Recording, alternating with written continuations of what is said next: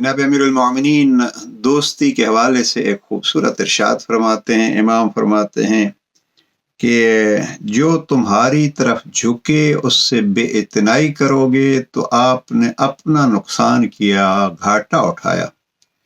और जो तुमसे बेरुखी इख्तियार करे, अगर आप उसकी तरफ झुकना शुरू करेंगे तो ये आपने अपनी तौहीन की और अपने नफ्स की जिल्लत का सबब बने।